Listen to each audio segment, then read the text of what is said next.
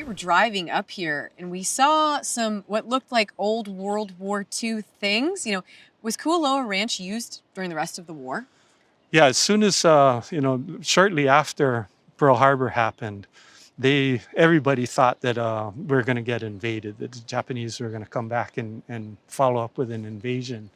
And so they started fortifying the island of Oahu. And my understanding is by the end of 1943, Oahu was the most fortified island in the whole world. And so they came in and they took over a big chunk of the ranch and then put it in an airstrip and had a bunch of P-38 planes stationed here.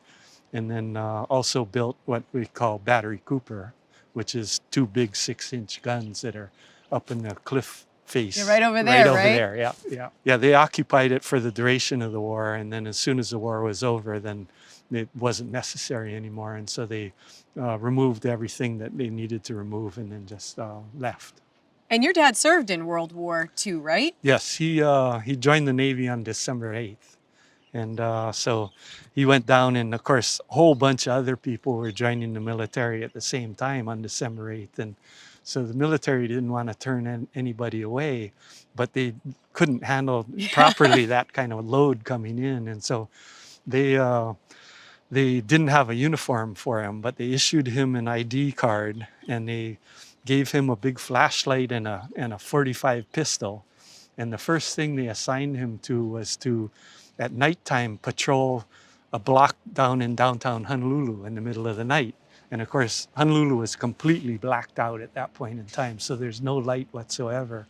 And so he was walking around downtown Honolulu, and he heard footsteps. And at nighttime in the dark, it's kind of hard to tell where the footsteps are coming from. So he's kind of wandering around thinking, where is this coming from? And he comes around the corner of the building, and coming around from the other way is another guy with a flashlight and a pistol. Oh, no. And the other guy is a policeman in uniform. Yeah. And so he has to explain in plain clothes, no, I'm legit. See, here's my ID card. Wow. Well, David, thank you so much for sharing your stories about the ranch, about your dad. We have really loved our time here at Kualoa Ranch. Oh, my pleasure, my pleasure. How do you say thank you in Hawaiian? Mahalo. Mahalo. Yeah.